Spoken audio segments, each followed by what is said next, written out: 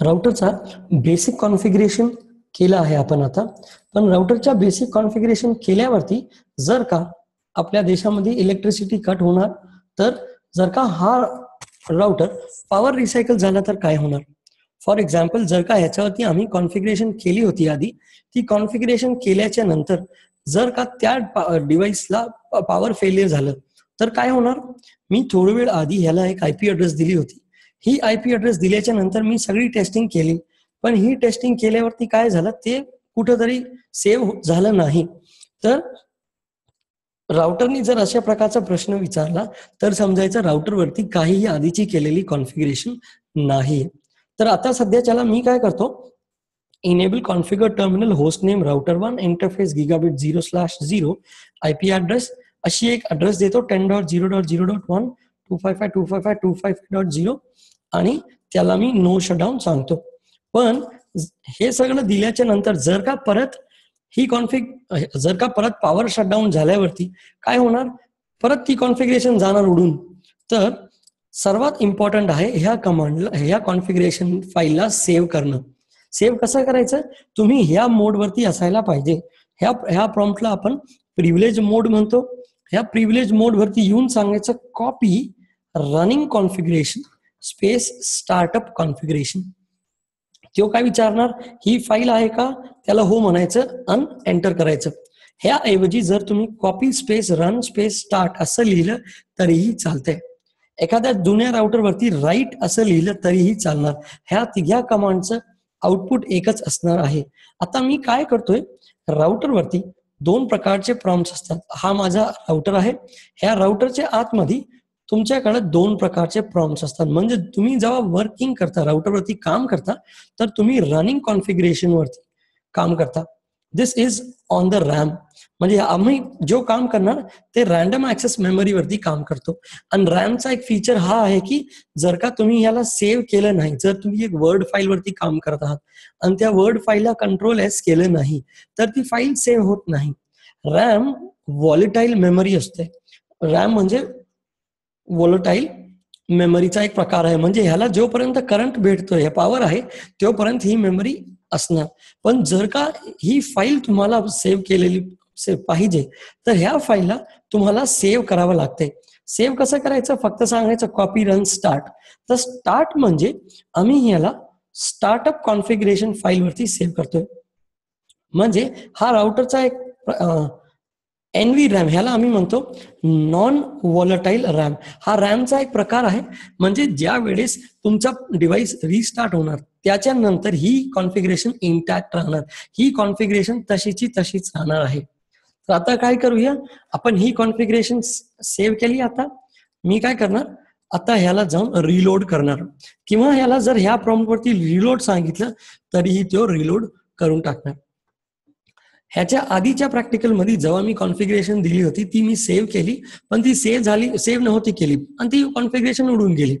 पण आता मी जेव्हा ह्याला कॉपी रन स्टार्ट असला कमांड दिला, कॉपी रनिंग कॉन्फिग म्हणजे कुठून कॉपी करायचं आणि कुठं ठेवायची ती फाईल. तर copy from the running config to the running config to the startup config. आता त्यांनी ही फाईल सेव्ह केली तर बूट सिक्वेन्सच्या हिशोबाने तो काय करणार, आपल्या iOS ला एक्स्ट्रॅक्ट करणार रॅम वरती एक्स्ट्रॅक्ट केल्याच्या नंतर तो बघणार आधीची काय फाईल आहे का. त्याला माहिती ठीक आहे आधीची फाईल आहे, तर ह्याला तो एक्स्ट्रॅक्ट करून घेतो. आता आपल्याला त्यांनी तो प्रश्न विचारला नाही. अशा प्रकारचा एखादा प्रश्न विचारतो जर कॉन्फिग नसली तर. आता कॉन्फिगरेशन आहे म्हणून हा प्रश्न आपला राउटर आपल्याला विचारत नाही. म्हणजे ही कॉन्फिगरेशन बरोबर होती.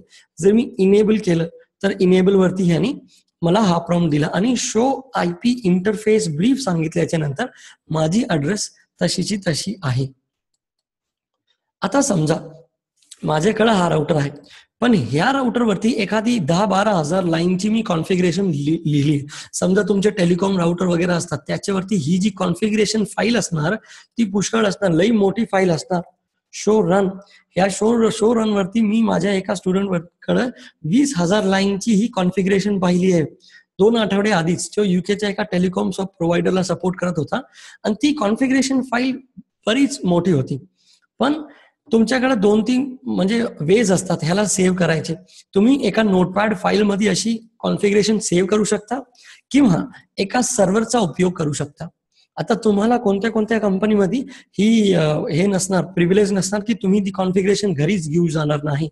कोणती कोणती कंपनी तुम्हाला घरी घेऊन जाऊन देणार नाही त्यांचा कॉन्फिगरेशन. तर काय करायचं, आपल्याकडे सर्व्हर असतात कंपनीमध्ये, अशा प्रकारचे सर्व्हर असतील ते आपल्या नेटवर्कमध्ये असणार. आता हे जो एक नेटवर्क आहे ह्या सर्व्हरला एक पीसी सारखंच समजायचं. ह्याची आयपी ऍड्रेस 10.001 आहे, ह्याला आम्ही 10.00100 देऊया. तर मी डेस्कटॉप वरती जाऊन ह्या सर्व्हरला एक आयपी ऍड्रेस देतो 10.0.0.100. ह्या सर्व्हरला म्हणजे ज्या माणसाने जशा प्रकारची टोपी घातली त्यासारखा तो काम करतो. हा कोण आहे, कोणत्या प्रकारचा माणूस आहे.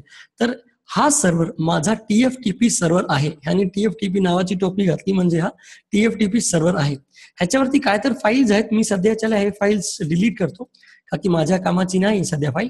आता ह्या सर्व्हरवरती एकही फाईल नाही, एक सुद्धा फाईल नाही.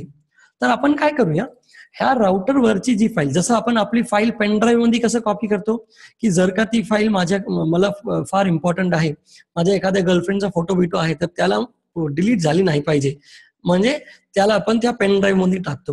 तर असंच ही कॉन्फिगरेशन माझ्या गर्लफ्रेंड सारखी आहे. तर ह्या कॉन्फिगला मला TFTP ला पेस्ट करायचं आहे. कसं करूया, आता कुठून कुठं पेस्ट करायची आहे ते लक्षात घ्यायचं. तर ह्या कॉन्फिगला मला copy from the running configuration कुठून घ्यायची आहे, रनिंग कॉन्फिगरेशन वर ना कुठं पाठवायचं, TFTP सर्व्हरला पाठवायची ही फाईल. तर कुठून घ्यायची ही फाईल आणि कुठं पाठवायची ही फाईल. तर copy from the running to the TFTP आणि एंटर करायचं. आता हे आपल्याला प्रश्न विचारणार, अरे बाबा तुम्ही सांगितलं TFTP, पण TFTPचं नाव काय आहे का नाही. बरं ठीक आहे, तर TFTPच्या गावाची ऍड्रेस आहे 10.0.0.100. ही ऍड्रेस कुणाची, हा पत्ता कुणाचा, हा TFTP सर्व्हरचा पत्ता. तर एंटर करायचं. तो म्हणतो TFTP कडे गेल्यावरती मी काय सांगायचं, त्याला सांगायचं R1 म्हणून ही कॉन्फिग ठेवू.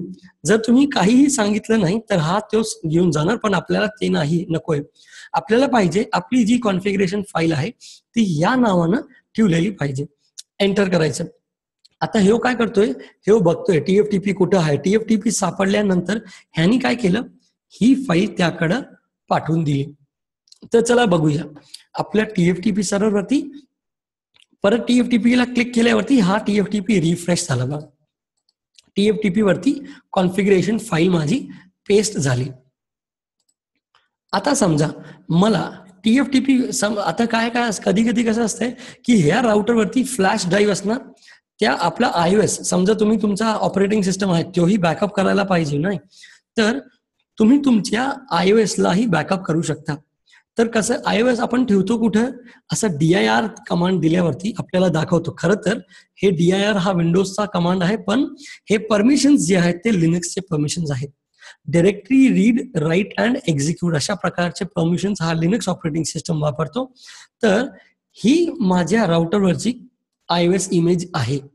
मला ह्या iOS इमेजला फ्लॅश वरनं घेऊन त्या TFTP वरती पाठवायचं आहे. काय करायचं, dir करून असं कॉपी क्लिक करायचं आणि ह्याला सांगायचं की कॉपी फ्रॉम द फ्लॅश वरनं फाईल घे आणि TFTP बाऊला दे. झालं का. तो म्हणतोय आता TFT फ्लॅश, आता हे काय म्हणतोय, सोर्स फाईल नेम. इथं वाचायचं, तो काय विचारतोय आपल्याला, त्याला पाहिजे की ह्या फाईल नेम फ्लॅश वर काय उचलायचं, म्हणजे कुणाला उचलायचं ते सांगावं लागते, नाहीतर आपले पोरं जाऊन दुसऱ्या कुणालाच उचलून आणतील आणि उगाच दुसऱ्याला आणतील. त्यापेक्षा ह्याला सांगायचं की बाबा हे माणूस आहे, ह्याला उचलायचं आणि कुठं काय करायचं, ह्याचा ह्या गावात फेकून टाकायचं. ठीक आहे, ह्या गावाची ऍड्रेस काय 10.0.0.100. तर मी ही फाईल उचलणार आणि या सर्व्हरला जाऊन देणार. ठीक आहे, त्या सर्व्हरला जाऊन काय सांगायचं, बाबा ठीक आहे R1चा हा iOS आहे असं सांगू शकतो आपण, R1 iOS असं सांगितल्यावरती तो झिंगा तो गाणं गायत सुरू झालाय. झिंगा झालं का त्याचं, ठीक आहे, नाचून नाचून थकला वाटतंय. त्यांनी ही फाईल पेस्ट केली त्या TFTP सर्व्हरवरती. बघूया झिंगाचं काय. उपयोग झाला का? आपण इथं तर नाचत होतो, इथं ती फाईल आली का? TFTP सर्व्हरवरती जाऊन बघितलं तर तुमच्या iOS ची बॅकअप ही संपूर्ण झाली.